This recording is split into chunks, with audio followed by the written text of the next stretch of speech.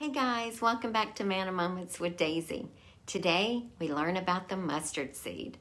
So let's jump in and see what Jesus was teaching in the story of the mustard seed and how that applies to our lives today. Let's begin in Matthew 13:31 through 32. Jesus spoke this short and sweet parable.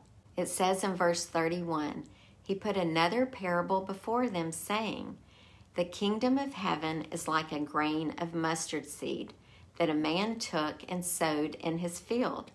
It is the smallest of all seeds, but when it has grown, it is larger than all the garden plants and becomes a tree, so that the birds of the air come and make nest in its branches. Don't you just love how he drops these tiny nuggets like a lure on the water to see if we will bite and dig deeper to find out what he meant? So with a simple internet search, you can find out that the mustard seed is indeed the tiniest of all seeds, yet it grows very large. Just like the seed is tiny and humble in its beginnings, the Father grows our faith from a tiny seed into enormous faith for us to share the gospel and grow the kingdom of heaven. Another way to say it, God uses the small and weakest things in the world to make the most impact for Him. To maybe better clarify this for you, let me use myself as an example here. God has grown me so much over the last handful of years, but I would still classify myself as small and of the weakest of knowledge of Him and His Word compared to others in the faith. I love Him, there's no question, but He chose this little daisy to spread the gospel to you. This little seed is growing and learning every day, but I stepped out in scary, audacious faith as a weak little seed and said yes when He said, follow me. Remember in Matthew 4 when He started recruiting His disciples? If not, go back and read it.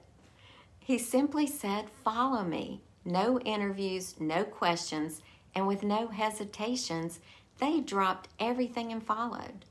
In Matthew 14:28 through 33, Peter saw Jesus across the water in the storm, and Jesus said, come to me. Peter was scared, but with scary, audacious faith, stepped out and was the only disciple that dared.